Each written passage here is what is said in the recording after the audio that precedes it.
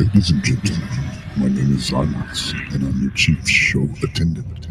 On behalf of the two hosts and the rest of the crew, welcome aboard Weird Wednesday Flight number 13, non-stop, from your current location to parts unknown. Our flight will be of about 2 hours, and we'll be flying at the speed of sound. At this time, make sure your seat backs and tray tables are in their full upright position, and that your seatbelt is currently fastened. Enjoy the ride.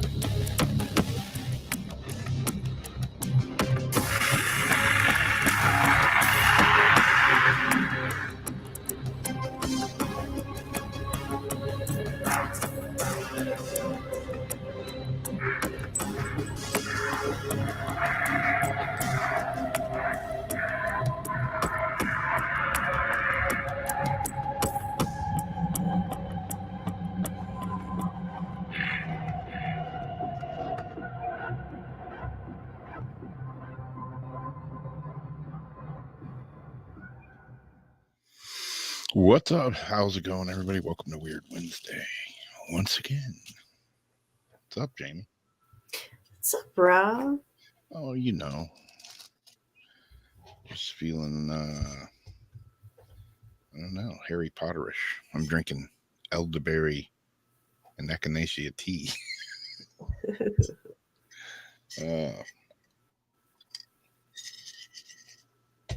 With manuka honey in it. I think that's how you say it. McPuka honey.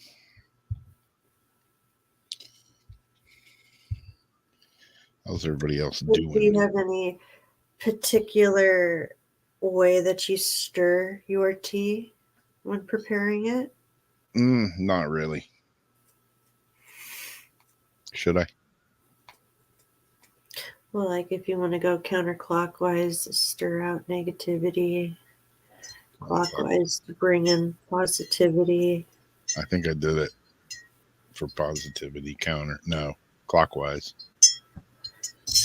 I didn't think about it. I just stirred it. I wasn't going to get too overly. But those are the little things you can do to like put intent into the everyday things that you do in your life. Like just little things like, well, I stir my tea, I'm stirring in the positivity, or I'm stirring out the negativity. It's a good tip. I was concentrating on not spelling it. That's a good thing. You don't want to have to sue somebody for hot tea being hot.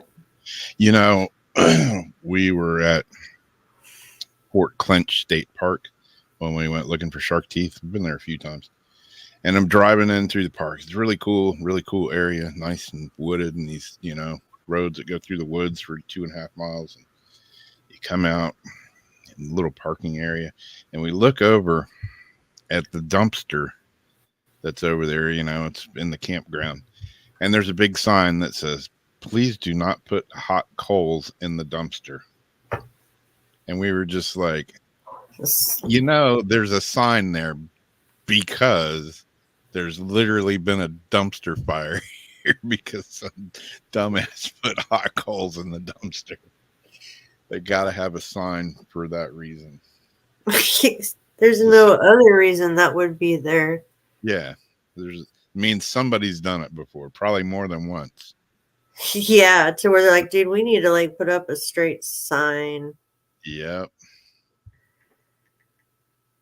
Wow. A self-stirring cup, huh?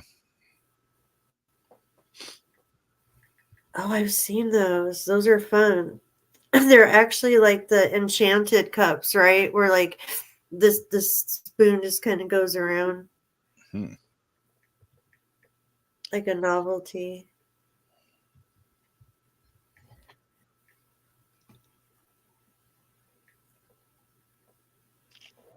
I think I put a little too much honey in this one. Wowzers. I don't know if I'm tasting the tea Happy or the... Hanukkah, Craig. Did it start? What day does Hanukkah start? That would be, I don't know. I don't have a clue. What day does Hanukkah start? December 7th through the 15th.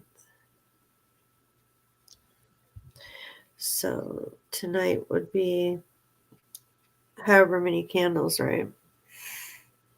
7th, yeah. To Janice says, did I get my meds? Yep, I got my meds. I got my med plus some. Yeah, the nurse was giving me hell. Why haven't you come in here? Well, ran out and I got to make an appointment and, can't just walk in and get meds. And she's like, oh, bullshit. Yes, you can. Yeah. Really? My nurse she was pretty awesome. She's like, you have a problem, you call me. You call and ask for me. Seriously? Yeah. Yes, you have an advocate. You are so lucky, man. And then she also Treat her like gold. said, when shit hits the fan, I got several thousand rounds and I'm going to be eating people. Badass. Yeah. Heck yeah. See, we run into people for a reason. That is awesome. Yeah, she was a trip. But yeah, she was like, you have a problem, you run out of meds, you call me, I'll make sure you get your shit. That's bullshit. I don't think I even shared the live video. I think I shared the Yep. They did have to put warnings on McDonald's coffee because a woman sued McDonald's because she spilt her coffee on her. She ordered coffee, she got it, and then she spilt it on herself and got a burn. And because she spilt her coffee, that was McDonald's fault, not hers, because no. Why take responsibility for spilling your own coffee on yourself? No, blame it on somebody else and then sue the shit out of them, right? That's the American way, right? Pretty much. For some people. They should have poured boiling hot coffee on her in the courtroom. The judge should have just said, you know what? Look. Stop wasting my time, dumbass. But that dumbass has millions of dollars now. So, I don't know.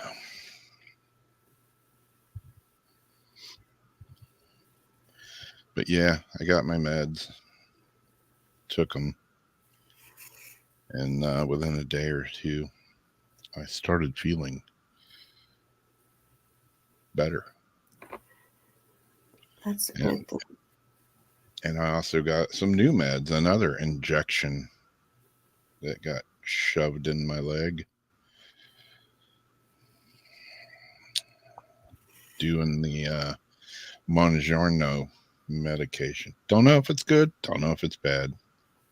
I know once I started taking it, I usually try to eat pretty good anyways, but my blood sugar's still whacked out of place. And I don't seem to lose weight. I just seem to stay the same no matter what I do, no matter how much I exercise, no matter what. So I'm going to try this stuff. I took my first shot and I was like, I'm not hungry. The first day I ate like 3 spoons of cottage cheese and drank a cup of coffee. I'll lose weight one way or the other. You're taking vitamins and stuff though, right? Like supplements to supplement like what you're not getting in food. Well, I use Green Vibrance, which is a green drink that has a shitload of everything in it. So I'm using that instead of supplements because it kind of has everything in it. Oh, okay. Plus some. Just meaning like, are you like supplementing what you're not eating? Yeah. Yeah, I don't know. I talked to a couple of girls today that they had, one of them was on Ozempic, and she said the first few weeks of that was a nightmare. And she was asking me about the stuff I'm taking now, but I haven't had any weird. I tried Ozempic, I don't know, a year and a half ago, the first shot of that, and I was allergic to something in it. Yeah. Yeah, that was nasty. I wanted to rip my skin off with a cheese grater. Oh, no.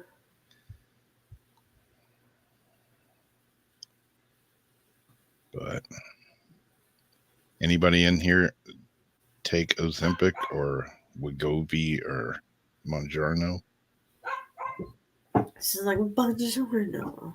Buongiorno. And this is a French medicine. I'm feeling like I eat a pastry.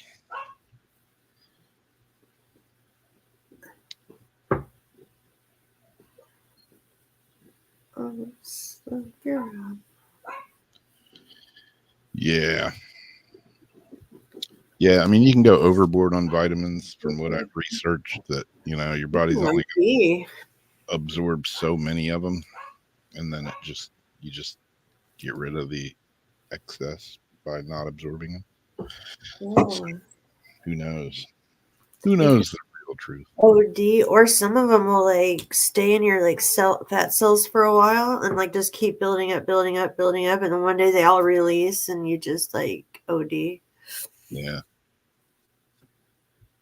And then you can't mix certain supplements and things like St. John's wort with people do the echinacea, St. John's wort, and something else, but there's one thing that was pretty toxic.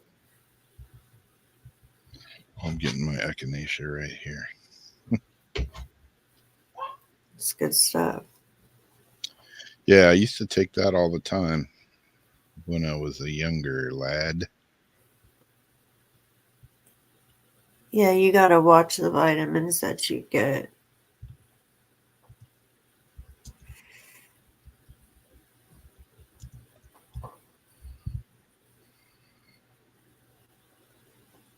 What'd you do as a younger lad? Say what? What'd you do as a younger lad? Oh, I used to take echinacea and golden seal. And yeah, golden seal.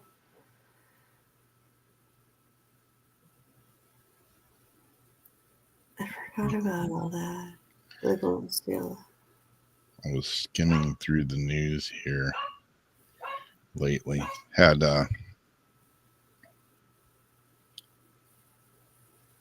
Christina says her friend's taking Wegovy and she's having stomach issues. Yeah, that's what I've heard.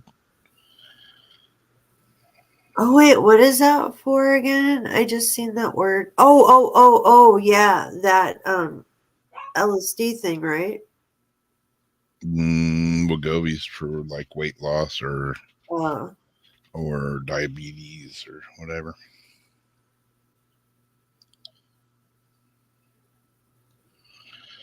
Yeah, it kind of slows down your digestive system, which is the one thing I don't really like about it.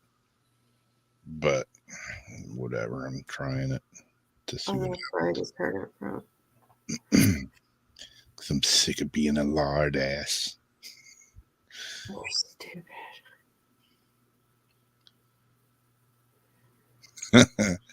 Yeah, it'd definitely make you watch what you eat. Yeah, I just about finished up a bottle of berberine. A jug of berberine, whatever you want to call it. It helps with your blood sugar and stuff as well. These are things I've never heard of, like, except the Ozempa, whatever, Ozempic. Yeah.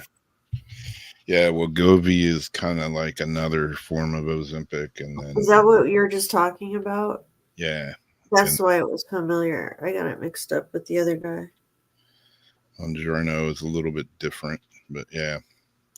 Yeah, I talked to a girl today, and she said her first few weeks on Ozempic were a freaking nightmare. She said she was like violently ill. She said she ate a hamburger and she hasn't, that was a year ago and she hasn't eaten one since. Oh my gosh, and these are like for diabetes too. So if you don't even have diabetes, what else is it like controlling or doing to your body besides making you? Because like that's just a side effect of the diabetic medication. So people are taking it for the side effects.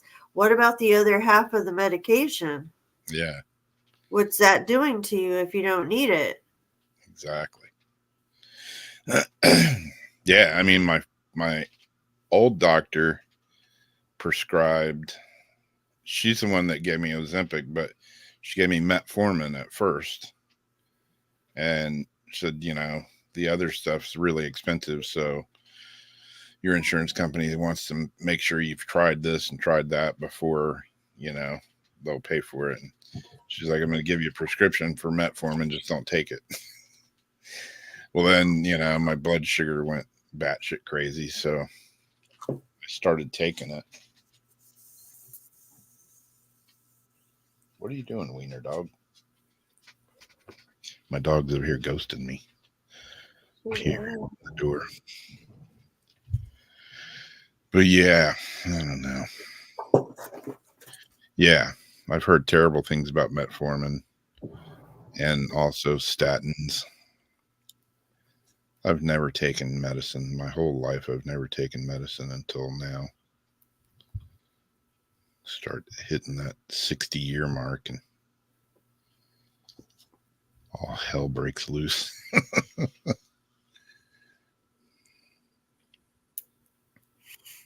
These are things I haven't even heard of. Maybe I've heard them on commercials.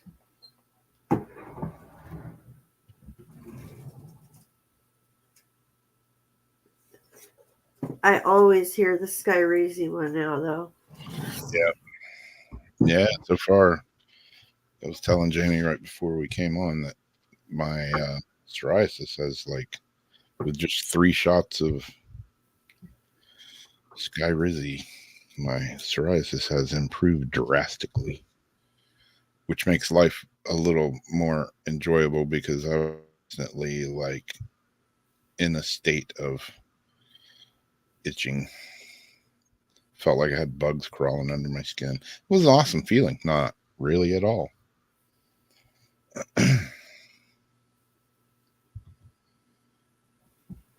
That's unsettling. Yeah, I cut as many carbs out as possible, as much sugar out as possible. So, what sucks is I ate pretty good anyways, I'm not like somebody that eats like, I mean, I can get a candy bar and that shit'll last me a week. And I don't ever get one. It's like very rarely have I ever ate an entire candy bar, no matter what it is. Can I just say something? Facebook. Are they still scolding you? Sit and spin, Zuckerberg. Sit and spin. Hey, you might like that. Anyhow, What do they do to you now? every single time I go to comment in our video, I go to comment in our comments, that pops up. Like, we know you're live on another loophole. I didn't create a live event on my channel. I just happen to be live on their platform via StreamYard. So, yeah.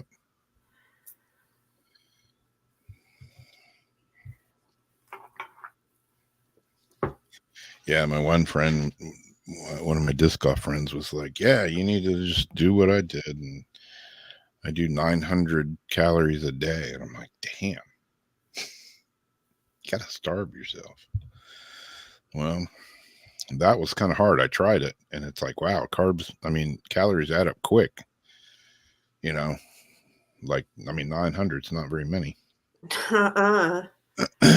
So I was trying that, but now taking this Monjourno shit, I can see doing 900 a day because I'm like never hungry. So I ate dinner last night just because I knew I needed to eat something, not because I was hungry. 270 in this alone. Yeah. And see, if I do drink one of those, I'm sugar free. Like, yeah, I always see you get the sugar-free ones. I don't get the same buzz. Yeah, that's what Sam says. She's like, the sugar free ones don't give you the same buzz. Like, that's because probably it's got a shitload of sugar. It's actually Facebook is the bully stalker. The second I go to make a post, it goes through and it comes right out with an immediate flag because it'll be like a topic they're told to censor on. So the post gets posted with the whole warning and everything all attached to it. They are the bully stalker. The book of many faces. I'll be back in a second. My dog's got to go outside, I think. She's sitting here staring me down, barking at me. I will be back momentarily.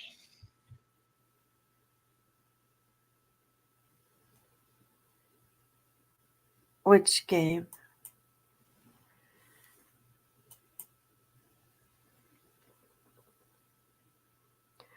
See, low carb would be so hard for me. Lately, I've been really craving carbs like more than ever the past 3 weeks or so. I was starting to think maybe I need to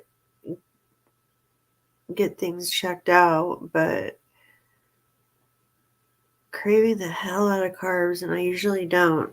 So I was going to actually look it up to see like what benefits you get from it, because I always believe you listen to your body and it usually makes you crave something because you need it for some reason. So that would be a hard one for me. Like pasta, oh my god, that's one of my food groups.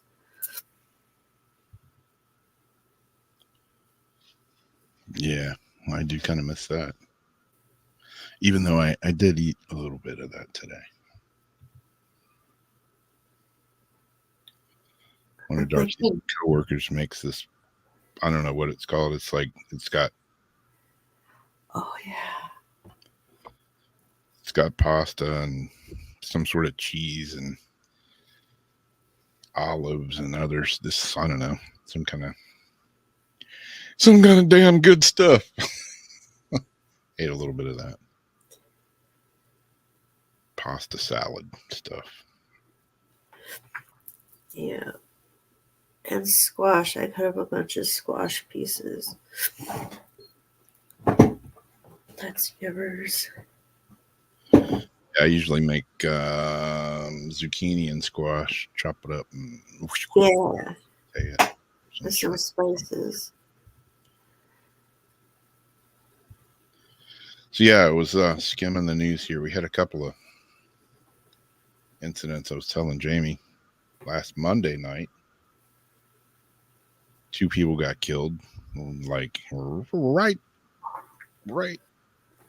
over there, right down the street from me, like 1,000 feet down the street. And that and found out who did it. Somebody pew pew pew pew pew shot him in the car and killed him. And it was weird. It was right after we got home Monday night. And so then the other day, St. Augustine Lighthouse, somebody did a digger off the top of the lighthouse. Did a what?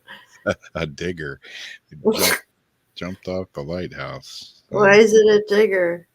Oh, Did just it dig into the ground? yeah, had some, you know, I mean, yeah, I know it's a suicide attempt, and I guess the news is like, we can't cover it because it was that. They closed the lighthouse for 3 days, and it's everywhere. Supposedly, there's a video of it floating around because they have a live camera, Oh yeah. and somebody They saw shut it them down. and nabbed it, off the video. Yeah, they shut that down. They shut everything down. And I get it, I mean, it's a traumatic experience, and the workers there had to deal with it, and whoever was there, That's horrible. Yeah. they canceled some events and all. They were talking about keeping the lighthouse closed for like a week or so, and I'm like, I mean, it sucks, and yeah, it's traumatic, but hey, fucking life goes on for everybody else, Throw the kitty litter down. Put a boulder over the spot if you have to, and just open shop back up. But no news. Supposedly, this is what the mind-boggling part is. Supposedly, the guy lived, because they're saying, the only articles I can find say he suffered, very bad injuries, life-threatening injuries.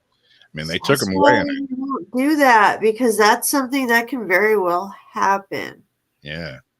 They took him away in an ambulance and then life flighted him. So, I mean, he was alive. I don't know what happened after that because I can't find any news about it.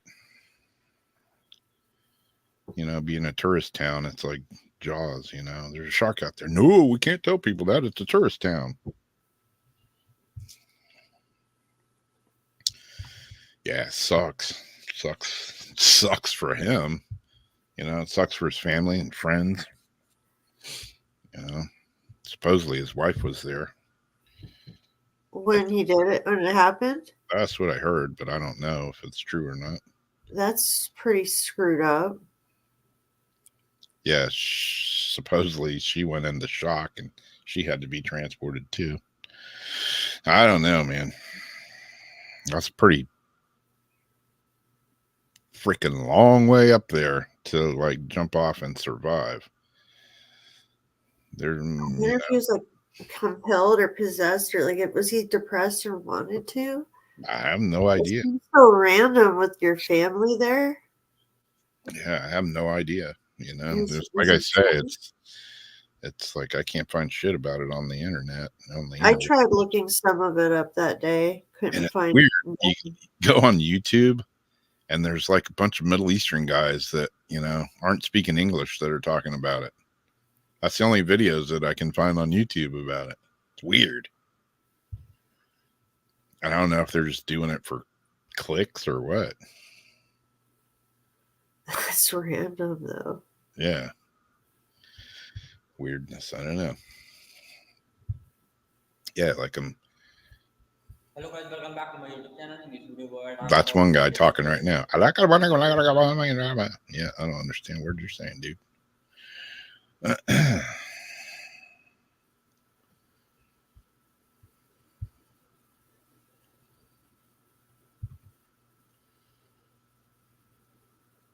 Yeah, just said he sustained bad injuries. Doesn't say who it is or how they're doing or anything. I don't know. Weird. Nothing to see here. See, move along. Exactly. I have one that I don't know if it's shenanigans. I kind of feel like it could be shenanigans. I'm going to see what you guys think. When this man gets terrified after CCTV camera catches a shadow figure who's been watching him. Somebody's watching you. I always feel like. Yeah.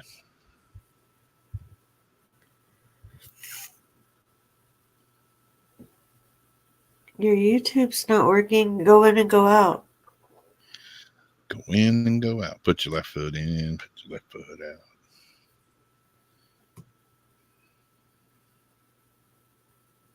What? This Mandela effect. I remember that movie. He absolutely played a genie. What is that movie gone now?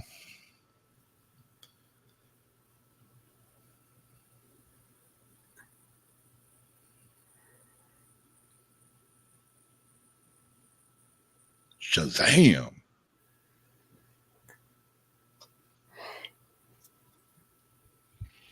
Huh.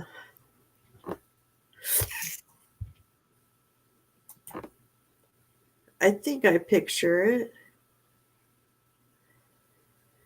Man terrified after CCTV camera catches a shadow figure who's been watching him at night.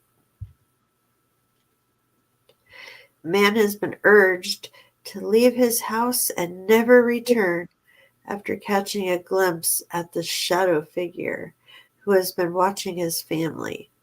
Terrified, he has shared a video of the shadow figure caught on his motion sensor at night while the family were asleep, all asleep. In the 5-second clip, a figure glides down the stairs before moving out of shot behind a wall. It appears to be made up of only a face and feet.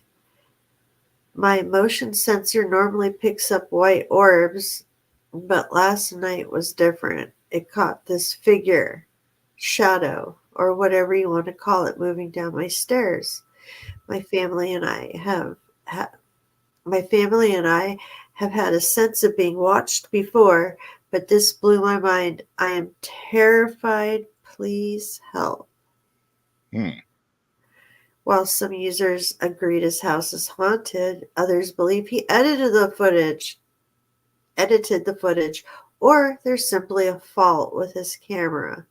Commenting on his video, one user said, "This is why I won't put cameras up in my house. I know it's likely just a digital anomaly from software compensating for low light, but I'd prefer just not to have to think about it, lol. Cameras get hacked way too easily." Another user added, "I'd offer no help, but that one is genuinely creepy. It's weird to me to know that we may have genuine evidence of the supernatural. But due to how easy it is to manipulate videos and pictures, we probably will never know for sure." A third user said it's clearly someone walking down the stairs and the camera struggling to pick up the light. That's all, not a ghost. And one more user added, "You need to leave the house and never return. I'd never sleep there again." Fifth said, "I think it's a malfunction. The lights on top turn on, which makes sense if you're coming down and you can see the person's feet. I think the system isn't working right." So my thing was, when I look at it, there's something about the way it looks all like blurry, like tracy, like there's tracers behind it. Let me pull up the video.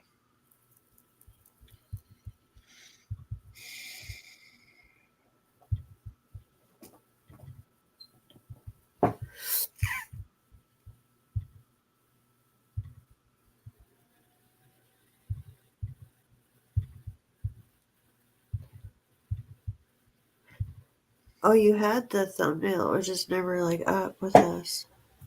Oh, it wasn't? Uh-uh. Oh, damn it. It's all right. Okay, here's the movie. The The video. movie. I rewound it a couple times.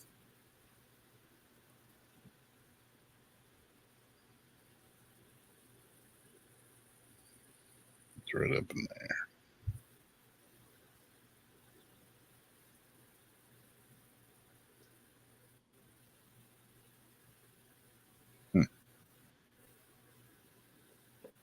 It does look like the light turns on, like as it's going down, the light it lights up here somehow. But I feel like there's also something white going by.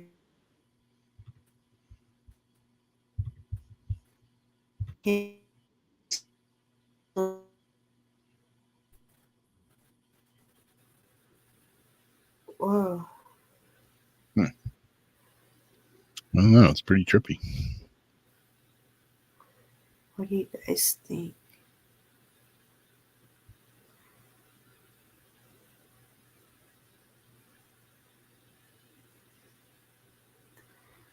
Wait, is it that? Oh, see, what I don't understand is what's happening in the back as it's coming down. It's not like the light comes on and then it comes down the stairs. It's like something glowing behind it, or did it make light behind it and it's like emanating against the wall?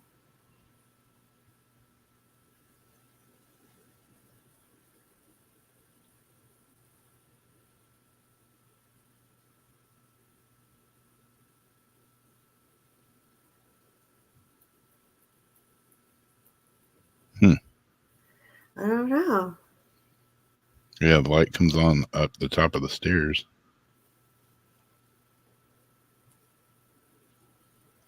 I don't know. Pretty weird. And it looks like it goes behind that other wall or whatever that is. Yeah. I don't know. It's pretty strange.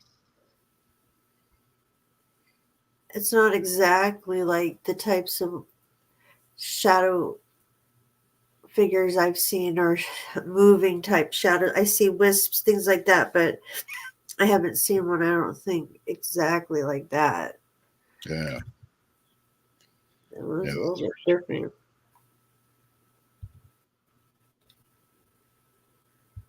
I think I just saw somebody come in here. Who did I see? Ulrich. Hello, Ulrich. And Zariana. I think Zariana was here. Oh yeah, her TV's not working with YouTube.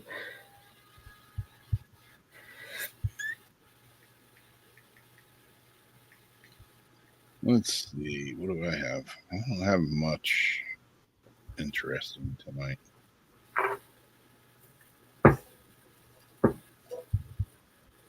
Yeah, I remember that movie with Sinbad as a genie.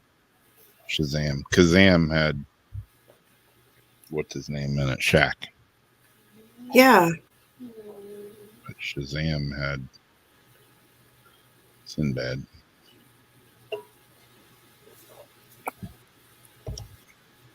So what now when you look it up it's just not even there? I don't know. Let's look it up real quick.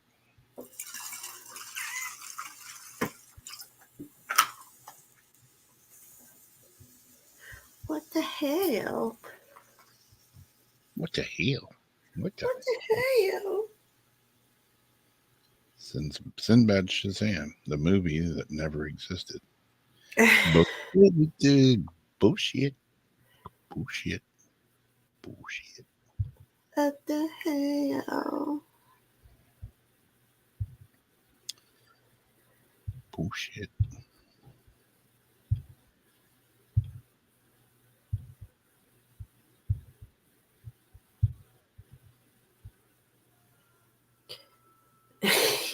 My cousin has a post. My generation had mosh pits. Yours has safe spaces. Exactly. I'm gonna have to pinch that one. There's Sinbad as Shazam. Shazam! Shazam! So they're saying that's not real? I don't know. You know what? What? I'm confused. I'm confused. Dave's not here. No, I'm Dave. Yeah, Dave's not here. Who got that album, Big Bamboo, back in the day from Cheech and Chong, and actually rolled up a joint in that giant rolling paper that came in the album? Oh, yeah. Took like a whole bag of weed. That's hilarious. All right, this one. This one here. Can't find any good articles lately. Long lost 18-kilometer Maya road discovered beneath the jungles of Mexico. And the freaking picture ain't showing up again. God damn jerky. Yep. It's about a half an ouncery for me, too. So, yeah, this says, what does this say? This says, archaeologists spotted the road. They spotted it, which was once a major highway connecting two cities using LiDAR scanning. Dated back as far as 700 AD, this major highway through the Puuc region of Mexico in the state of Yucatan once connected the thriving Maya cities of Xmal and Cabá. Probably didn't say that right. It's believed that the road was in use for at least 250 years until around 950 AD. After it was discovered by archaeologists in Mexico's National Institute of Anthropology and History, who used LiDAR-equipped drones to scan some 470 acres of the jungle. LiDAR, which is similar to radar, but uses lasers as opposed to radio waves, has long proven an effective tool for locating evidence of long-lost structures because it can help identify signs of ancient buildings and roads and earthworks present underneath trees and undergrowth. The new find is particularly fascinating because little was known about the road connecting the two cities, and it was thought to be a part of a much larger network of paths and roads.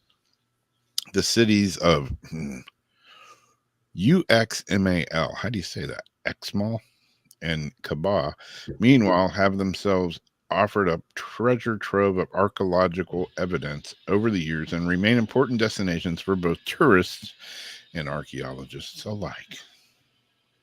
So who knows what's under your feet when you're walking around? Could be here, could be there, could be anywhere. This happens to be in Mexico. Back to 700 AD. Wow. But yeah. I was having this discussion the other day. What do you guys think about this? Some people may think I'm weird, and they're probably correct. Is the earth growing?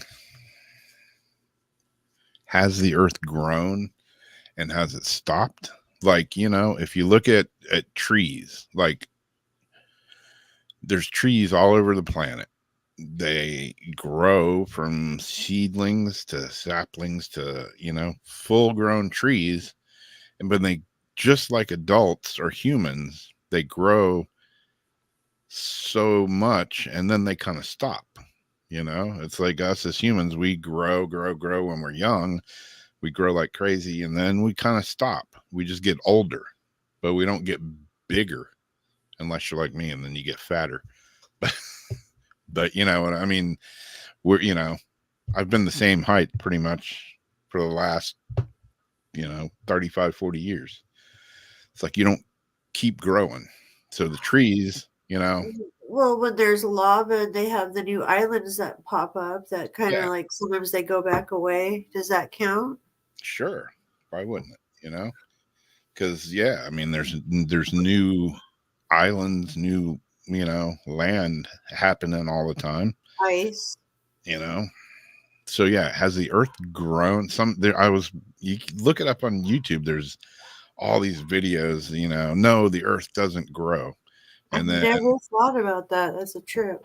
there's all these other scientists that say no, Earth has grown. And I wonder if Earth is kind of like us.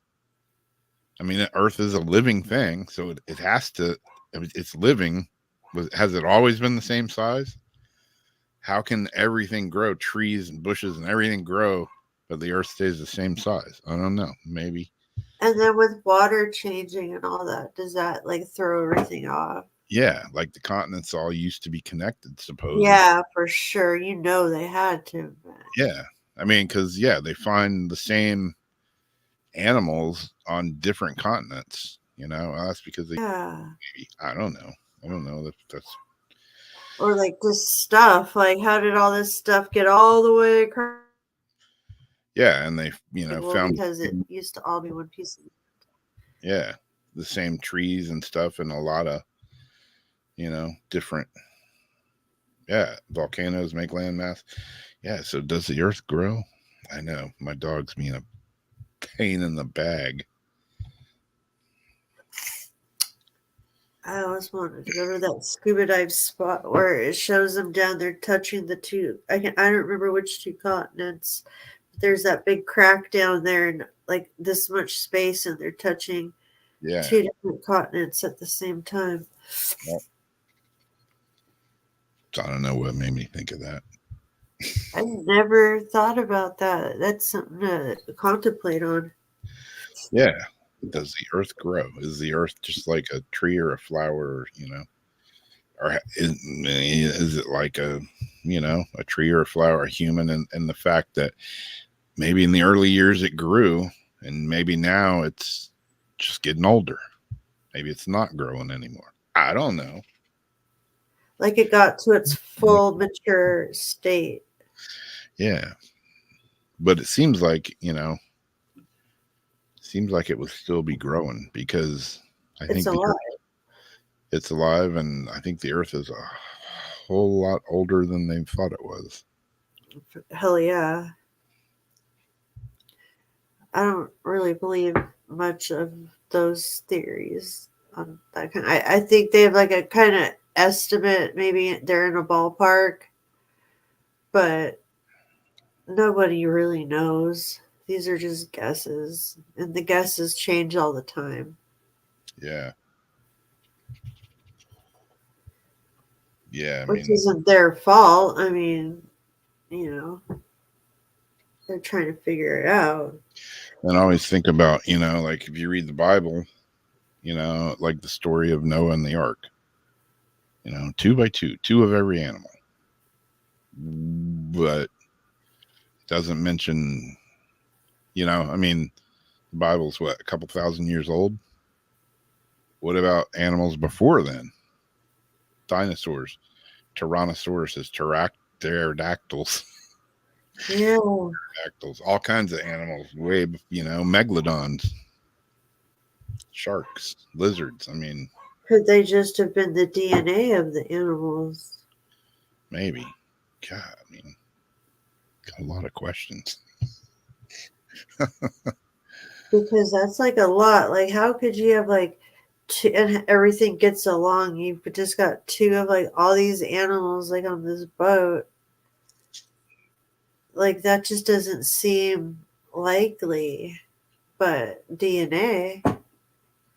Yeah.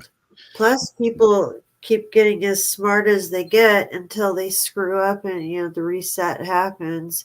That just keeps being as far as like mankind got before they had to stop and start all over again.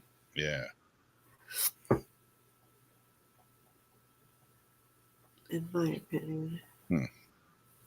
Yeah, like the shark's tooth, it's 2.5 million years old. My Libyan glass is 26 million years old, supposedly. Is that all bullshit, or is that just made up stuff? Yeah, it's 26 million years old. What is it, really 200 years? I don't know. Yeah, how do you record stuff before people started recording that. Like You know, some people do the carbon dating, I guess. yeah. And then Craig says carbon dating isn't all that accurate. Oh, yeah, exactly. Yeah. I didn't read that. Petoskey stones, exactly. Yeah, there's all kinds of stuff. I got mammoth teeth in there. It's been a long damn time since mammoths are walking around, unless you're listening to Mammoth, Eddie Van Halen's son's band. But yeah, I mean, I don't know. Makes you wonder. Makes me think, anyways.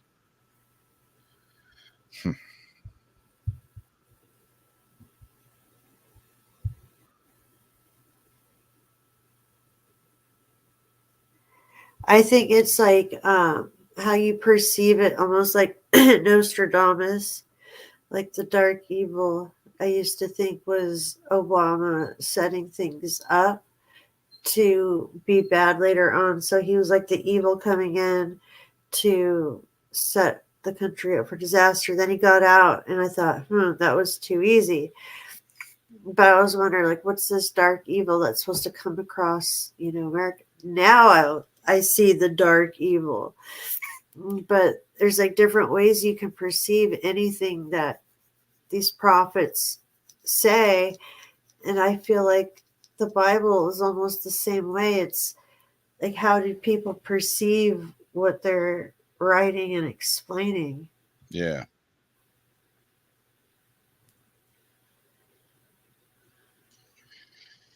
And then when the people are like relaying it to you, how do the people perceive it that are now reading it and relaying it? Like, well, this is what, we think this must probably mean. But someone else might look at it and see it a whole different way. Yeah. And yeah, I mean, I don't know. You read the Bible, you read stories of the Bible, at that point in time, maybe all that was happening and real to those people at that time. But what about, 5 million years earlier or 5,000 years earlier, I mean, what about the freaking cave paintings or drawings of things dating back to who knows when that, show things flying in a spaceship? With like the space helmets, like they all have like the helmets holding like the sword or whatever. Yeah. I mean, there's some weird everywhere. Shit that is, all those cavemen like eat some weird cactus berries and have some kind of trippy hallucinations, and they were drawing them, or were they drawing shit they saw? So it's like for a reason, but how you like tell those stories can be completely different.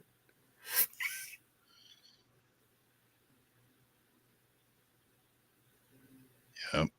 Definite space people. Is it my turn or your turn? Yeah, yours. Wow.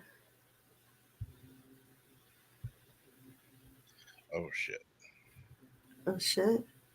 Yeah, I gotta grab your picture real quick for this. And Which one am I on? you are on 2. Oh, that's the one I replaced. Where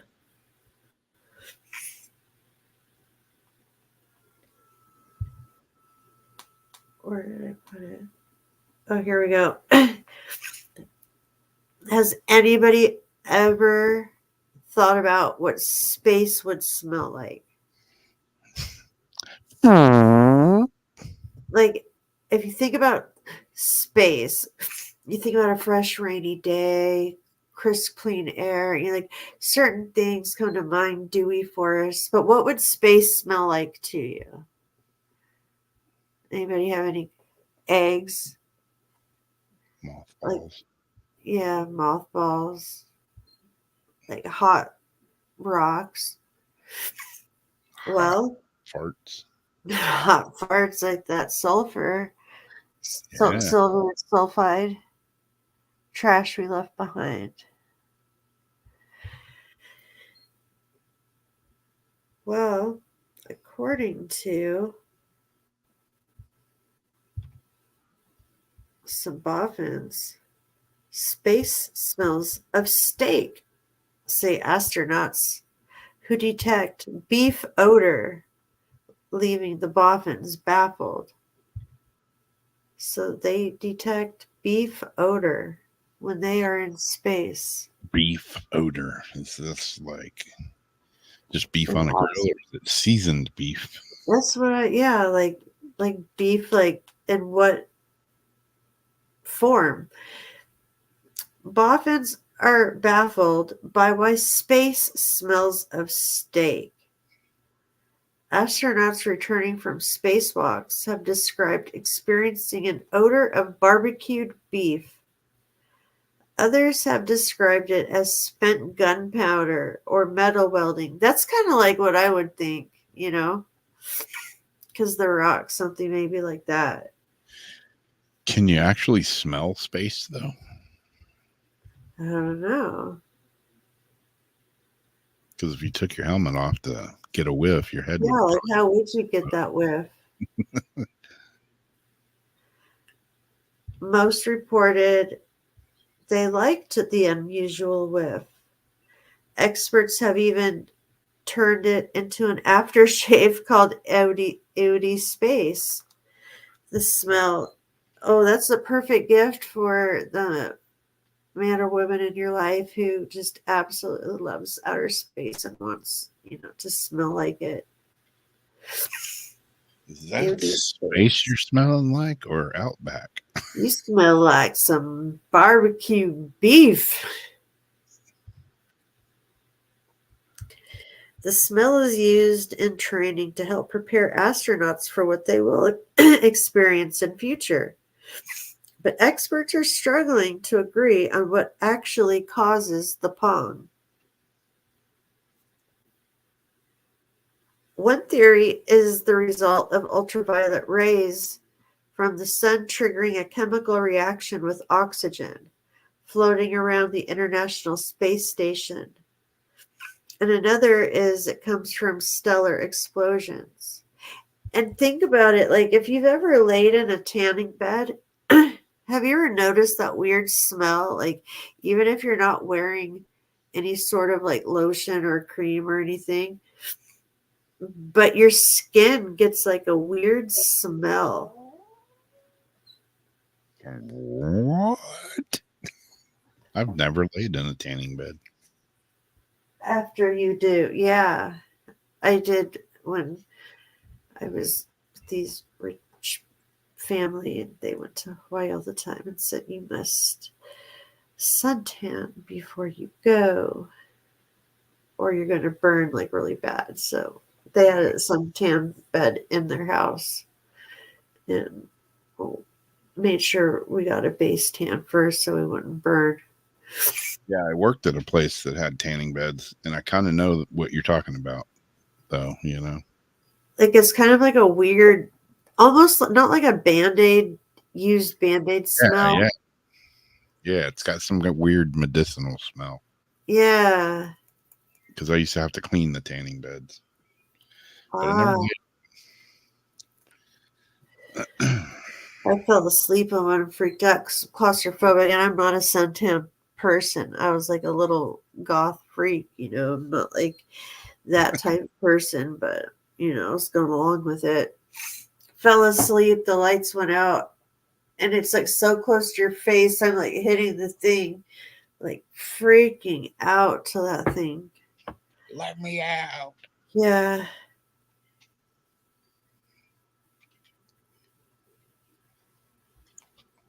Let's see here. When stars die, they generate smelly molecules known as polycyclic aromatic hydrocarbons, which are found in coal, food, and oil. But Miranda, a spacewalk flight controller in Mission Control at NASA's Johnson Space Center in Houston, said both possible explanations lack data from official studies. Astrophysicist Ophik told life science, no one has directly breathed the smell of space Yeah. and lived to tell the tale. Astronauts protect themselves in spacecraft, spacesuits, and space stations, since direct exposure would, of course, kill them. Spacesuits tend to smell of plastic, but upon removing their helmets after returning from spacewalks, astronauts have regularly caught a whiff of an odd odor clinging to their suits, gloves, and tools. Their their people have also noticed the scent wafting in when the airlock doors are opened. NASA astronaut Dominic said, "Space definitely has a smell that's different from anything else." Fellow astronaut Don wrote, "The best description I can come up with is metallic, a rather pleasant, sweet metallic sensation. It reminded me of my college summers where I labored for many hours with an arc welding torch repairing heavy equipment for a small lodging outfit. It reminded me of pleasant, sweet smelling welding fumes. That is the smell of space." So they go on. Another dude says they also compare it to hot metal, burnt meat, burnt cakes, spent gunpowder, welding metal. The Udi space scent has sold well. He conceded, to be fair, there are really very few people who have truly experienced the smell of space and could comment on its realism. Boy, it says something else. If you starve it of oxygen, you start to get a foul smell. Huh. I don't know. This dude says, Lewis, founder and director of astrophysics, told Popular Science it was not a surprise the solar system smelled, as it is rich in carbon and low in oxygen. Just like a car, if you starve it of oxygen, you start to see black soot and get a foul smell, he said. Oxygen-rich stars have aromas reminiscent of charcoal grill. Dark pockets of the universe molecule clouds full of tiny dust particles will host a wide range of odors, from wafts of sweet sugar to the rotten egg stench of sulfur. Mm. The many smells of outer space. Something I never really put too much thought into either. Yeah. Never wondered. Like, What does space space? have a smell? Yeah.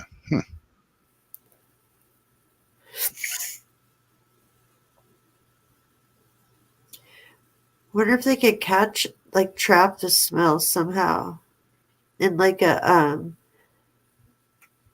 some sort of vacuum bag where they vacuum air into a bag. Yeah. Like the lady that, sells farts in a jar. Yeah. You get space beef smell in a jar. They could probably sell it.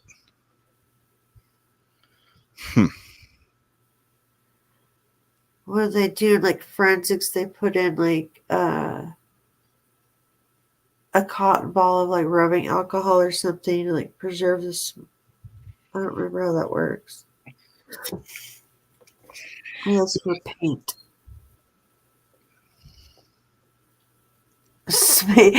Space smells like God's farts.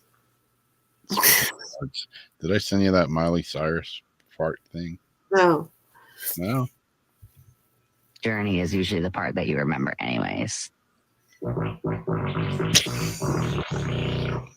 Journey is usually the part that you remember anyways. That's Miley talking. Yeah. And then it's somebody's partner voice. Shoot it again. Shoot it again. Let me get back to it. Oh, Jesus. Oh, man.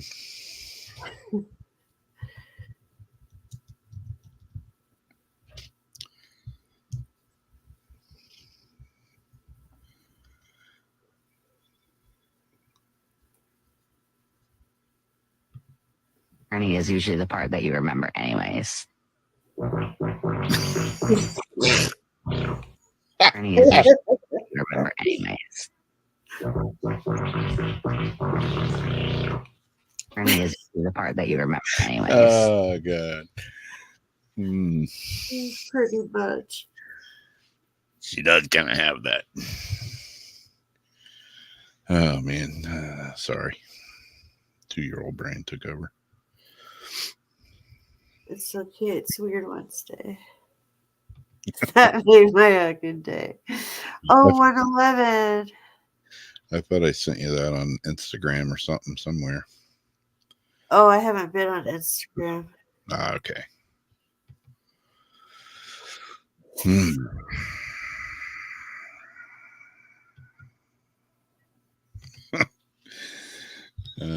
Yeah, that is a good one. I like the other one. Let me see if I can find it real quick. Speaking of, Like a wrecking ball. Oh, hi, Debbie. Hey, sister. She just came in on an interesting moment. You came in on Miley. this one's good too. I'm gay. I'm a lesbian. I am actually pansexual. I am transgender.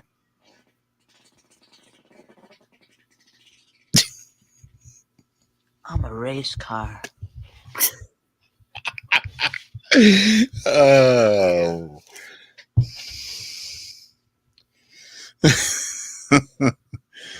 Oh, jeez. The race car had gas. Yeah. I'm a race car. You can be anything you want to be these days. Oh, I see. Yeah. Yeah, you came in on. Oh. Fun. Oh, my goodness. Okay, where am I at? I don't even know. I got sidetracked. Sidetracked with farts. Speaking of farts, And a muddy one. we got this. This little ditty. Share. Yeah, I gotta hit too many freaking windows just to share a screen. Huge black hole is spinning so fast that it's distorting space and time. Is that possible? Is that real? I don't know. This huge black hole at the center of our galaxy is spinning at such an extreme rate that it makes Miley Cyrus's voice sound like farts. No, it's an extreme rate that it's literally squishing space and time. Deep at the very heart of the Milky Way lies a behemoth of a galactic proportion known as Sagittarius A. This gargantuan or supermassive black hole has almost incomparable mass equivalent to 4.1 billion suns and measures 32 million miles in diameter. That's one big ass black hole. Exactly how the enormous black hole came to form, as well as the role it played in the formation of the galaxy, is not yet fully understood. Now, in a new study, scientists have used data collected by NASA's Chandra X-ray Observatory Telescope to calculate the speed of which Sagittarius A is spinning. The team discovered that the black hole is spinning so rapidly that it is literally dragging space and time along with it. See? The older you get, the faster time goes. It's because of this damn black hole. Yeah. If you have a rapidly rotating black hole, the space, yeah. Have a rapidly rotating black hole, the space time around it is not symmetric. The spinning black hole is dragging all of space and time around with it. Lead study author Ruth Daly told News. It squishes down the space and time, and it sort of looks like a football. Okay, that was a weird ending. But yeah, how fast do you have to spin to suck space and time in? Your giant stink hole, black hole. Damn, that's gotta. I don't even know how you measure that kind of speed. Don't know.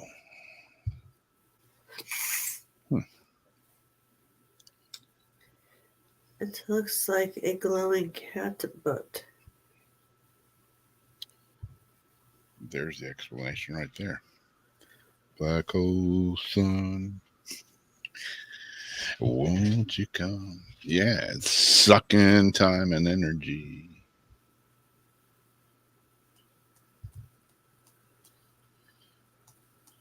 Sagittarius a-hole. It's like a new thing now. You're just a Sagittarius a-hole.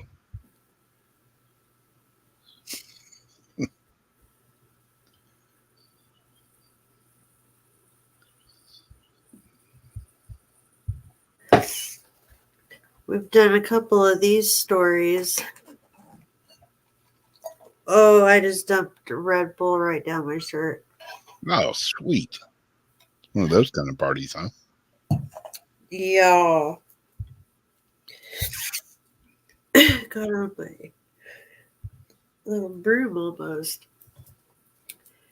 Another dead woman found to still be alive in a body bag at a morgue. Shit, I hate when that happens. Right?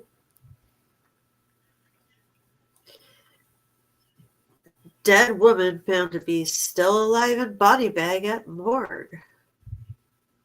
A cremation worker in Brazil got a shocking surprise after finding a 90-year-old woman still alive inside a body bag after she was pronounced dead, according to reports. According to the Brazilian news source, the whole ordeal began on Saturday, just hours after hospital staff pronounced Norma Silveira da Silva dead. The 90-year-old was then placed into a body bag and then sent to the morgue for preservation. Once the crematorium discovered the woman was still alive, she was sent back to the hospital and readmitted in what reports say was very poor condition. She was in very poor condition. The caregiver for the woman told them that the woman was admitted to the hospital in very poor health on Friday, and by Saturday evening, she and the woman's son were notified that she had died. Prina stated that her friend's body was quickly sent off to the morgue without even allowing her loved ones a moment to see her and say goodbye. According to the death certificate, which was issued by the hospital, it stated that Norma Silveira de Silva had died from a urinary tract infection. When the crematorium worker gained access to the body, he allegedly told Pira that he was surprised because her body still felt warm. And based on the time of her death, are you okay, buddy? Oh. Are you okay, buddy? Why you make these noises now? You never used to do that. He was surprised because her body still felt warm. And based on the time of her death, it should have been colder. He added that when he lifted the woman, her arms shouldn't have fallen, which he said was a sign that her body was not yet in rigor mortis. Paris said her friend had spent nearly 2 hours inside the sealed bag, almost suffocating to death. Hmm. According to reports, it was not immediately clear if De Silva ultimately died from not receiving medical treatment in time or another underlying condition. She was pronounced dead early Monday morning, and according to her second death certificate, wait, You know you're in trouble when you get more than one death certificate. so, okay, they're saying she wasn't in rigor. Then the girl says her friend spent nearly 2 hours in the bag, almost suffocating. And then, according to reports, it wasn't clear if she ultimately died. So they're saying, yeah, she ended up dying from not receiving medical treatment in time or another underlying condition. She was pronounced dead early Monday morning. And according to her second death certificate, the cause of death was listed as septic shock. The Regional Council of Medicine by the state of Santa Catarina stated that it has become aware of the situation and will establish appropriate procedures to monitor the case, and that an investigation is ongoing. Pierre said said the patient's family is planning to sue the hospital for the incident. It's a neglect I wouldn't wish on anyone, Pierre said. Hmm. So yeah, didn't the other lady die? She was like in a bag or something, and they took her out, and then she died right after. Yeah, I think so. Like not that many months ago. Bring out your dead! Bring out your dead!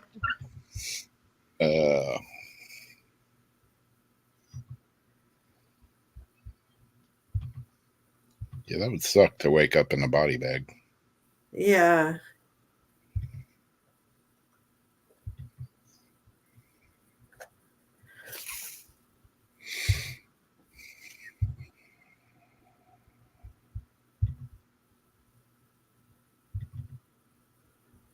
Oh, yeah. So this one's back. Jason would be losing his mind over this next article. It's back again. Share the screen. Back again. Add to the stage. 30% of Mexican alien mummies' DNA is from unknown species. Oh, this was just December 1st. It's back again. Jaime Maussan is back in the limelight once again, this time claiming that the mummies are definitely not human. A couple of months ago, Maussan, a controversial figure even in the UFO community, presented what he claimed to be 2 alien bodies at a formal Congress hearing in Mexico City. Supposedly found bodies buried between Peruvian cities of Palpa and Nazca. In 2017, the 2 bodies reportedly contained unknown DNA and were, as Maussan put it, not from this earth. His findings went on to generate a great deal of controversy, and the general consensus among scientific community being that the aliens were in fact regular human mummies. While it may have seemed as though this would be the end of the matter, Maussan, who seems especially keen to pursue this matter, is now back again with the results of laboratory DNA tests. In his initial presentation, he had claimed that 30% of the DNA of the mummies was unknown, but now he has revised this claim, instead maintaining that 30% of the DNA is from an unknown species. This, he argues, demonstrates that the bodies are definitely not human. Given the fact that multiple experts have examined the mummies already, however, it seems unlikely that this latest revelation is going to change anyone's mind. So, I don't know.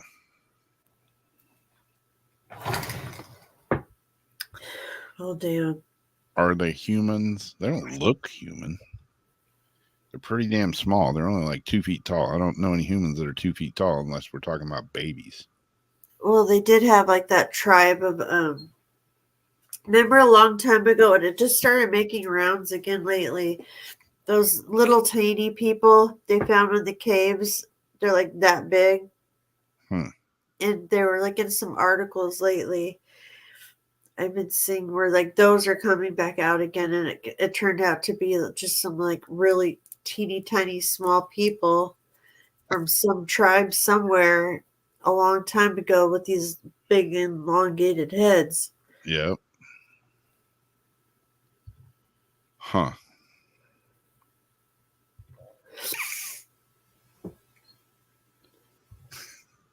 Yeah, I don't know. What if they are aliens and they just don't want it to come out? And, government has made everybody say they're not real. They're just normal human mummies. Move along. Nothing to see here. Yeah, who knows? Yep. E.T. call home. Zach, who knows what real Wow, that scared the shit out of me, and I don't even know what happened. She just ran across the whole computer and almost just ruined everything. Damn felines.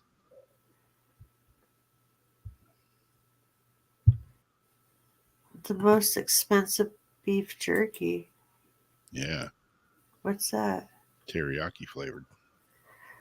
Why? Because I was trying to find for Jeff's birthday, like it was yesterday, and so I was like getting him some snacks, like a little cupcake and some beef jerky. It was like a bunch of pepper, this, that, and then I found this like Japanese fusion one that had like, but it didn't say teriyaki, but it was like a teriyaki-ish kind of sauce.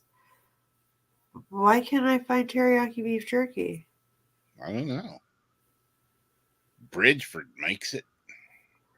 Yeah, well, it wasn't nowhere.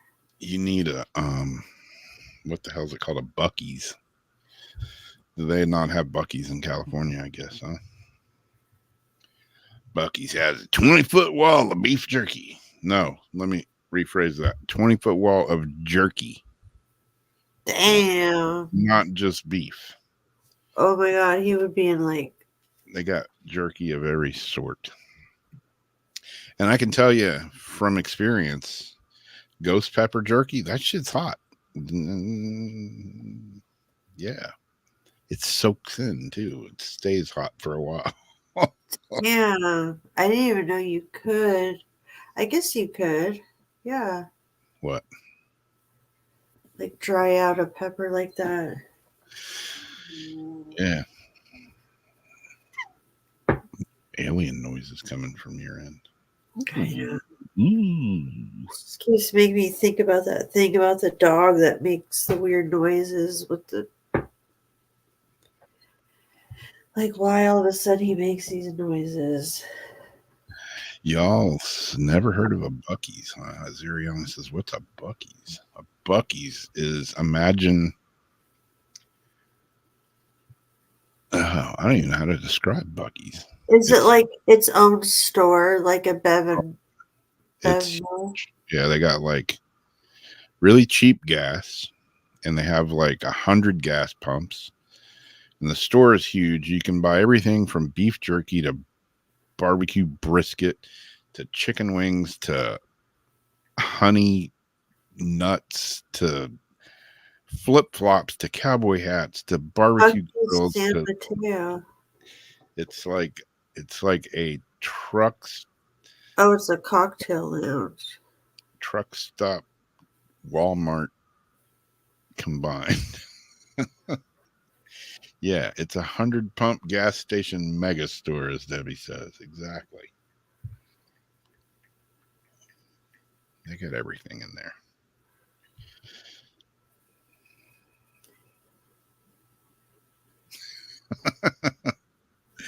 Yeah, there is some crazy. You know what though, Craig? a lot of the people that get in trouble in Indiana, for some reason, they moved to Ocala, Florida. There's a lot of people from Indiana that live in Ocala now. Don't know why. Says a Bucky's Victorville, wait. The Golden State's largest gas station. I think it might be a Bucky's. No, they're calling this Eddie's World. Bucky's Lovers Trip to Eddie World, California. Oh, I guess somebody that liked Bucky's. I don't think California has one.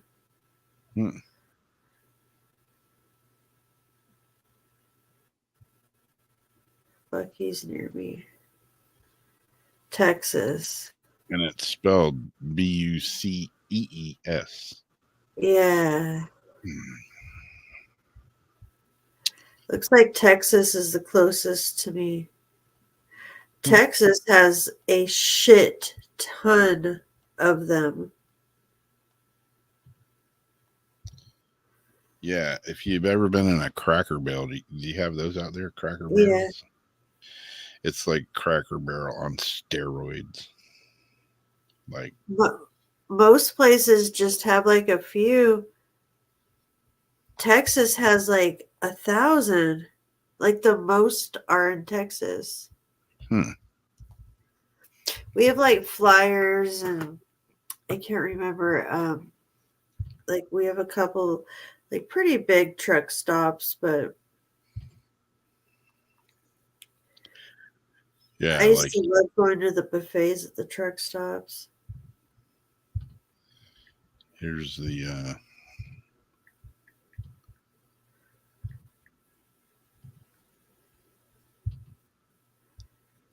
damn it.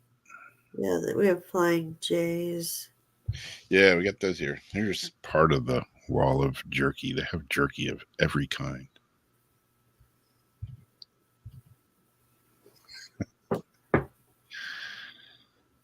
It's your jerky orders. Yeah, if Jeff likes a jerky, man, that's the place to go there. Lots of jerky. Okay, jerky. Should I bring my tools? And your shoes and your glasses. I don't know if you would ever leave a place like that. I go in there, like, I'll go there to get gas just because it is really cheap gas. It's either there or Costco, which is right across the street. And, oh, man. I went in there, it was like a weekday in the middle of the day. And there was like 1,000 people in there. It was insane. You know, and I go up there to check out, and I'm like, oh, you guys are slammed. And she's like, oh, it was a lot busy earlier. This is nothing. Yeah. Jesus, it's like a freaking amusement park in there.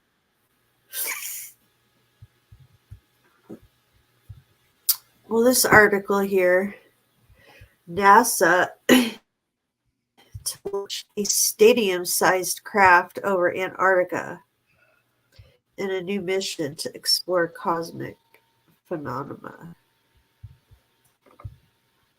All this stuff. I was reading about space law the other day, like trying to figure out like who actually owns what, you know, parts of space over what, and it's all screwy. There's really no real regulation. Yeah.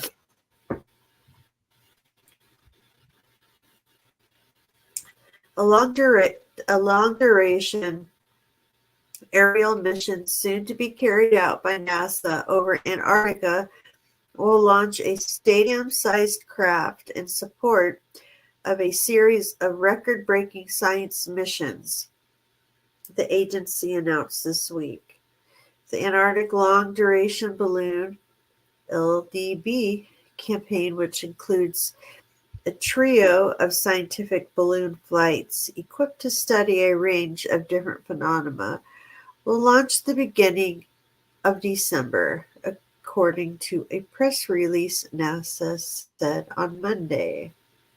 The mission will employ a series of massive zero-pressure balloons, which the American Space Agency says will support 5 missions in total. Equipped with open ducts through which gas can escape. I was waiting for you to go, thereby eliminating the buildup of pressure within. Zero-pressure balloons expand as they accumulate heat from the rising sun as they are being carried aloft. Conversely, as the sun sets, heat is lost, which results in a loss of gas, which causes zero-pressure balloons to have a shorter flight duration than other inflatable systems. However, long-duration missions can be achieved during the polar summer, a period during which the balloons remain in constant sunlight for extended periods.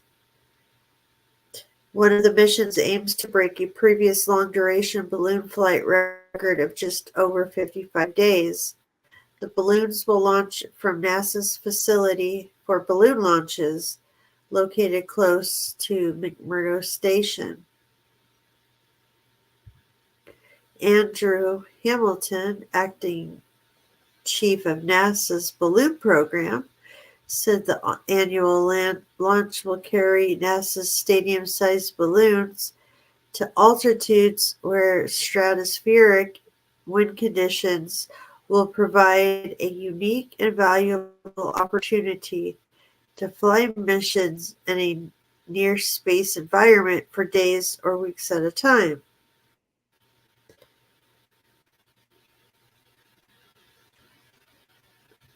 The space agency says that the data Gusto collects during this time in flight above Antarctica will provide scientists with valuable information about the life cycle of interstellar gas that populates the Milky Way. Other phenomena Gusto will observe over the course of its mission include star formation and destruction, as well as how gases flow near the center of our galaxy. Gusto will be aimed with a telescope equipped to detect oxygen, carbon, and nitrogen emission lines. So, yeah, we'll have this big ass blimp flying above us in space now, too. It's just a balloon. It's just a balloon. It looks like a creepy, like a jellyfish up there. Yep. Hey, Jason.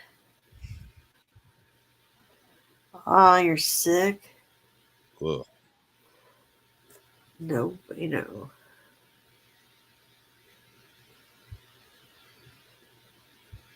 Yeah, speaking of Buc-ee's, Zariana said she could get a job there. And, She did? she could. There you go. They don't pay half bad, you know, considering cashier, gift maintenance, warehouse, grocery stocker makes $18 an hour. Food service is 21. Team leaders 20 to 23. Department managers 25 to 33. Assistant general manager full-time $100K plus.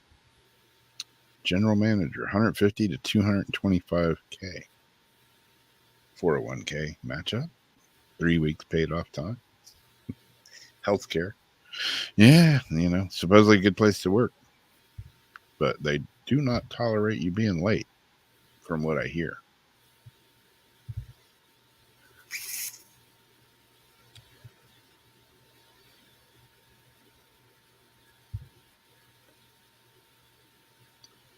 That's it for my news articles. If you have another one. I think. Or I got the old crystal. Well, this is the first British person to walk on the moon by 25, NASA predicts.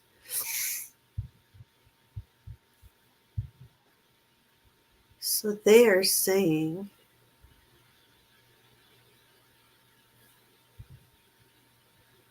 after I'm redirected. This is bizarre. Okay, there we go. My share screen button just vanished for a moment.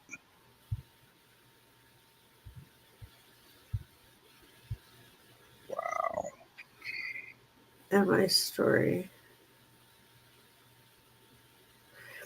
A British astronaut could walk on the moon for the first time by 2025, NASA officials have told the UK government. The space agency said it was incredibly possible that a British person could be on the Artemis 3 mission, the first time that humans will walk on the moon's surface in more than 50 years. She told the Telegraph it was only a matter of time until we get a British person on the moon, and suggested UK astronauts should also be involved in the first missions to Mars in the next decade. All 12 people who have ever walked on the moon's surface on missions by NASA's Apollo space program have been American, but a new space race has sprung up as countries use lunar landings to test new technology that will be used to put a person on Mars, prompting the first crewed moon mission since Apollo ended in 1972. India said it hopes to put a person on the moon by 2040 and build a space station by 2035. NASA's Artemis program, which launched its first mission last year, is a collaboration between NASA and the European Space Agency and other agencies in Japan, Germany, Israel, and Canada. The first mission using the new Orion spacecraft took flight in November of 2022. A second to put astronauts in lunar orbit on the Lunar Gateway satellite launches in November next year, while the third will put humans on the moon's surface in December 25. British firms have been involved in constructing the Lunar Gateway service and habitation modules, while Elon Musk's SpaceX has been chosen to ferry astronauts between the satellite and the surface. Ms. Donnellan asked officials about the prospect of a British astronaut joining the crewed mission, and they said it's entirely possible. They go on to talk about him. They go on to talk about the high hopes. If, it could be a British person or not.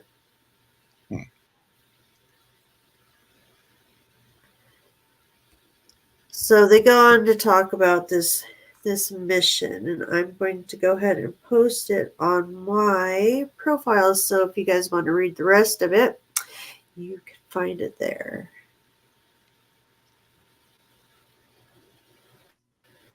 It's a long one.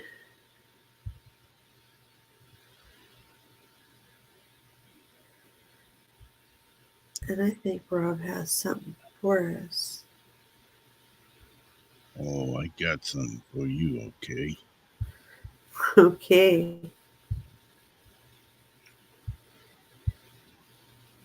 All right. This week's crystal of the week should be. God, there's a lot of buttons to hit. Why doesn't it work? Beats the hell out of me. Well, the dictionary opens up, though. That's good. That's good to know. Okay. Here we go. Finally. 2 hours later.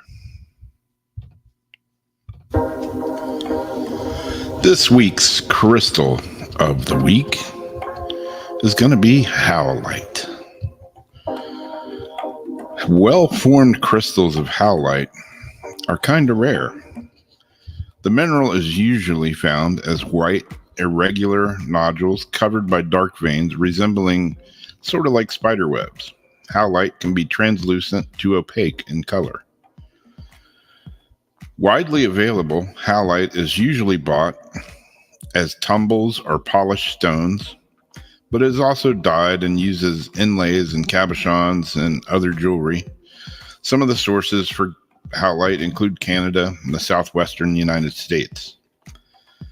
The formation of howlite is a calcium borosilicate hydride that's found in evaporite deposits in dried out lakes.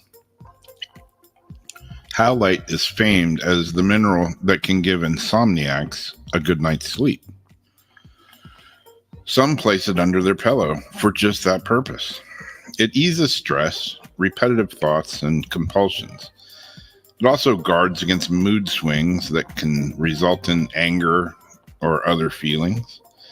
Some say that howlite can ease back and neck pain caused by tension.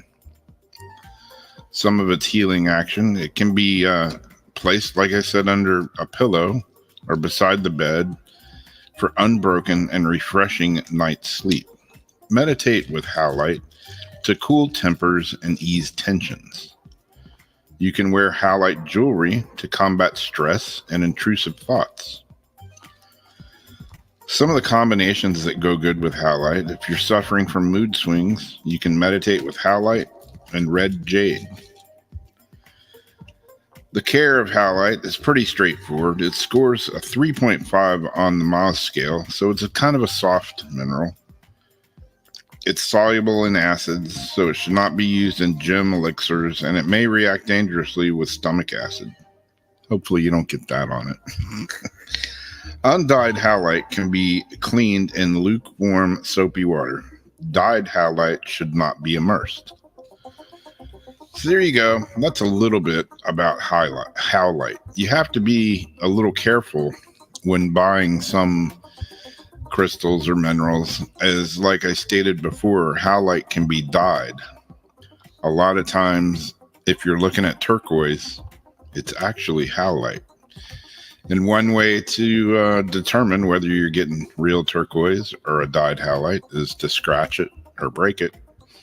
If it's white underneath, it's not really turquoise. It's most likely this dyed howlite. There's a picture of it coming up right here of some dyed howlite that looks like turquoise. And other than that, it's a cool mineral to work with. I've done several bracelets and have several available out of howlite. So there you go. There you have it. A little bit about this week's Crystal of the Week, howlite. Thanks for watching.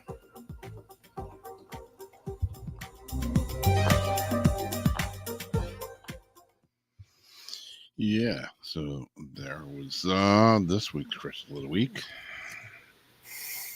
howlite. There's some right there. There's some little howlite skulls in that bracelet. Jamie's got some right there. Oh, let me see the skulls. Oh, I want some howlite skulls. I think I seen that bracelet before. I liked it. I had another piece just like this, like up here, but I guess the cats like had some sort of party, and now like I don't know where it's at. It was sitting in line with this one. Cat party. They like to party on my altar. Little red, white, and blue with some howlite. Howlite and lapis and red jade. A lot of times when you see like the dyed howlite or it's blue, you can like tell because the veins look like a certain kind of like a like reddish brown. Yeah. And the veins is pretty much what always gives it away to me. It's like, wait a second, I don't think this is actual turquoise. And then like if there are holes drilled in it for beads, you look down the little hole on the inside, see, or take a pin, a straight pin, just kind of scratch, see what color the dust comes out. Yeah.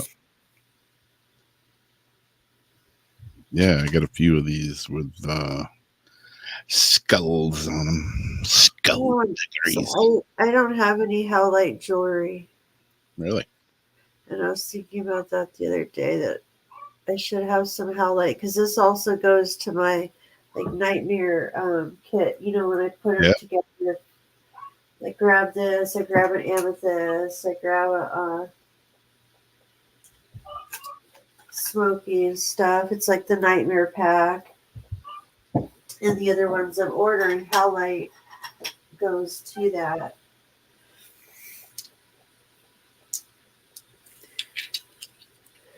That's the cool thing about having like a big variety, is when you need like certain things to work off of each other. It's like, ooh, just grab one of these, and Yeah. put these in my pockets.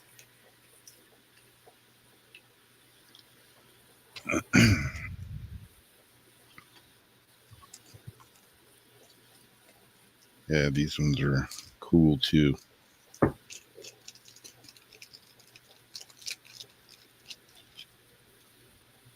There's another one with the Navajo ghost beads on it with Ah, Amazonite. I think this one has. Yeah. And little black bead spacers in there. yeah, it's cool. Like the glass seed bead spacers. Yeah. Yeah, those work really good.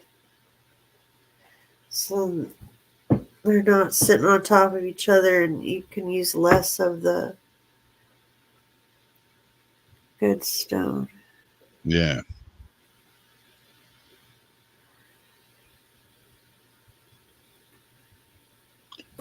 Yeah, I got a guy that wants me to make oh man, I'm having like such a brain fart right now. Can't think of anything. Maybe it's because all the pills I'm taking.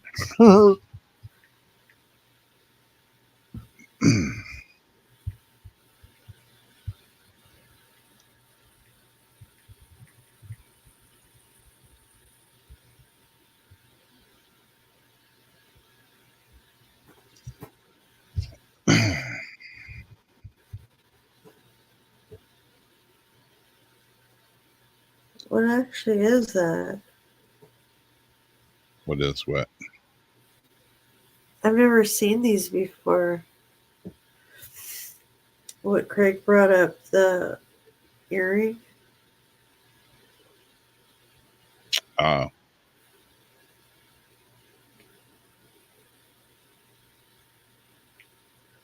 It's like a religious.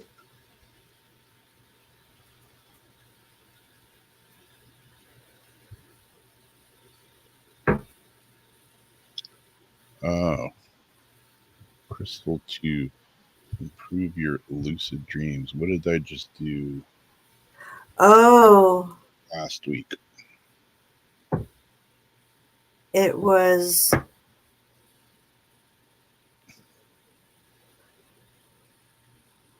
Was it from space? No. Oh yeah, I did Techite last week. It was Yeah. a week or two before that. And it was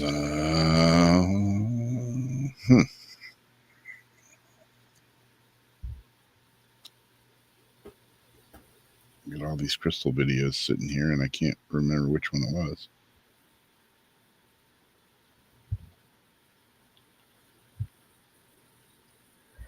Oh, they have like different ones that have like chains and cuffs and things.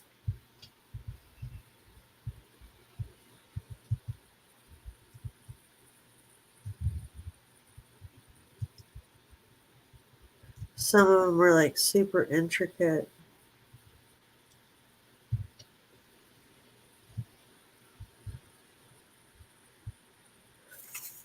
No, but I could do those. I could do stuff like that. I like to play with the chains.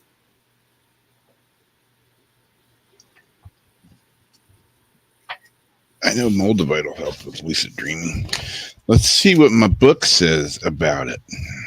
Oh, I've been wearing my Moldavite. I don't have one tonight though, but Here's crystals that'll help with diarrhea. Seriously, it's in the book.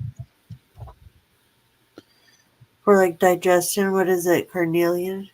Oh, let's see. God, this book's got everything in it.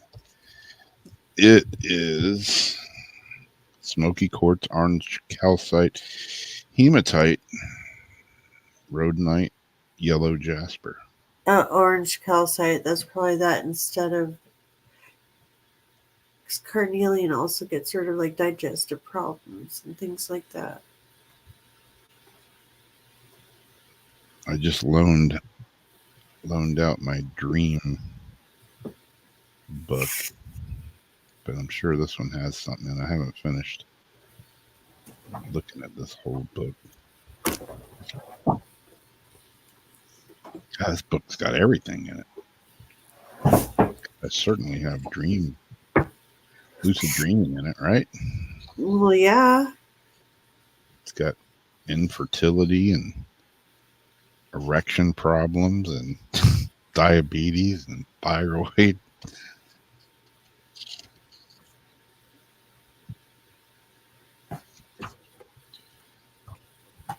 Sprains and strains.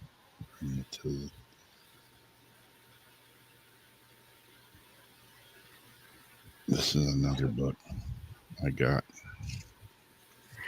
There's another crystal I was just looking at the other day that one of its added benefits was it aided in lucid dreaming.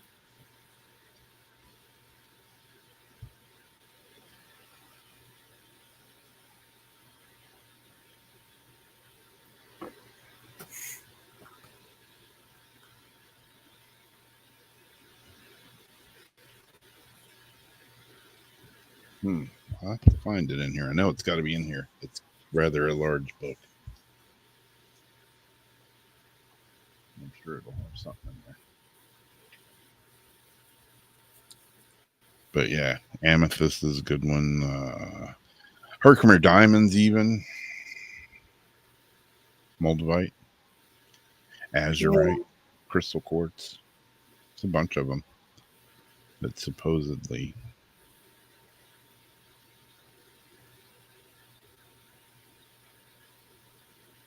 I can't remember if that what I'm getting is good for that too. Prionite, whatever it's called. Yeah, I asked several people the other day about that one piece that you had. Oh yeah, the other one. Pedolite. Yeah. It's like something compelled me to pick that out of my jewelry box the other day. And then when I go and look at it, it's like, oh, that stone's one that aids in the nightmare pack. But I did end up still ordering the palm stone. Because I have my little crystals that I sleep with. Like I sleep with crystals, and then they have so many of the worry stones, which is cool. Like this snowflake obsidian I have here that I tumbled. Yeah. It's the perfect like thumb stone, where your thumbprint fits. And when I think about the thumb stones, I think about the rings I make with like the prionite and all the other stuff. And the idea of it is to, be around your finger in the pulse points. But, any crystal I find like where it fits nice in my hand and I sleep, or like the little hearts, I can clutch them. But for certain ones, I've just been really digging the palm stone because it's like easy just to like grasp and hold. Yeah. And so, of course, I got my selenite and my gold healer quartz. And now I'm going to get that prionite, whatever one, which is a good nightmare dreaming one. And that purple one that I have the ring of. And what's cool about that is it's the same company that the gold healing quartz came from. So it's Cool. going to come in that really nice packaging, and Yeah. they have like a really, I like their store. The other one has like a little bag it comes with, but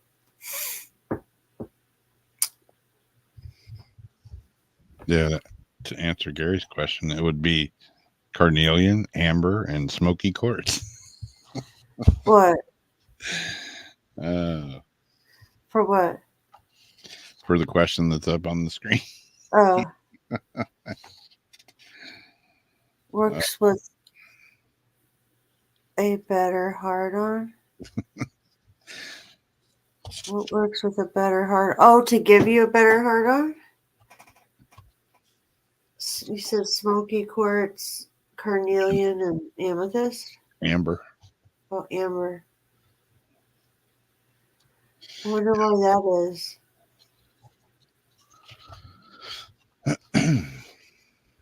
Yeah, this is a pretty cool book. I got this at Barnes and Noble. And on the What is it though? Like, what book is it? it is the complete crystal source book. I got it for $15. And it tells you like cross crystals that you use in conjunction to like help amplify a crystal. Yeah, it's got everything in it. It's got, like I'm always looking up crystals to do the crystal of the week video, or if it's something I have, I'm looking up information on it if I don't know it already. And this book has a ton of crystals in it. It tells all the, the properties of it and everything. And then it also has, how to use this section. And it's got crystals for headaches, neuralgia, and living with multiple sclerosis, eczema, and That's good for like my spell work, like as a quick guide, like when I'm doing my spells and I'm going through like my crystal jars. Yeah. Send me a copy, like a picture of the cover if you don't mind. Yeah. Eye strain, earaches, sinusitis, toothache, sore throat, coughs, asthma, colds and flu, hiccups, constipation, stomach ulcers, kidney and bladder stones, infertility, miscarriage, labor, pregnancy, breastfeeding, painful intercourse. Ouch, that doesn't sound fun. Diabetes, thyroid problems. It's got like everything in here. Chronic fatigue syndrome, anger. What do you use for anger? It says you use lapis lazuli and you throw it really hard at the person you're. No, it doesn't say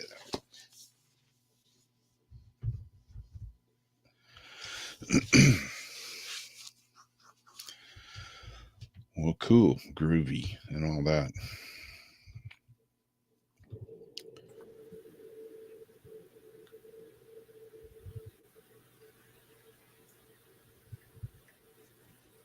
Yeah, on sale at Barnes and Noble in the, in the section where they put everything on sale.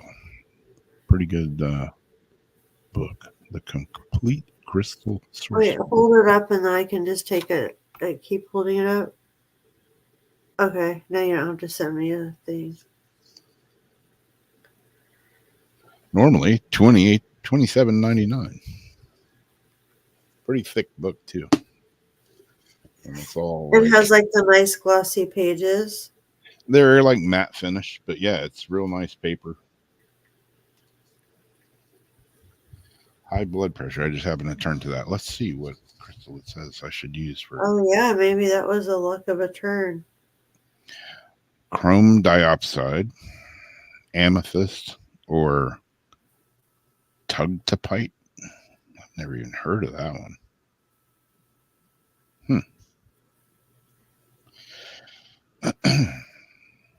Chrome diopside. Place a green chrome diopside at the heart chakra to help unblock the flow of energy and rebalance the chakras. This may assist in regulating blood pressure. Yeah, it's got all kinds of weird shit in here.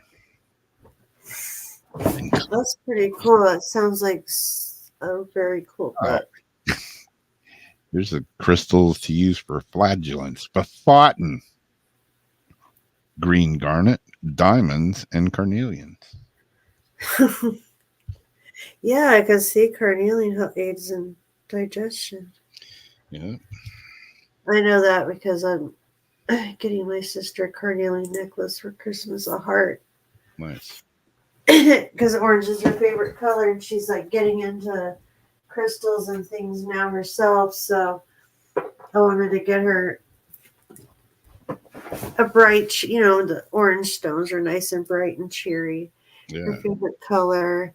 So I thought, well, brush up on the properties, see if there's anything in there that benefits. And surprisingly, a whole lot of the things benefit her needs.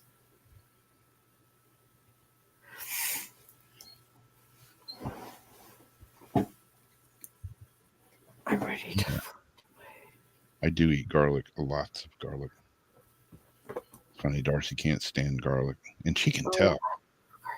If I put like a little bit in something, she's like, "You put garlic in this, didn't you?"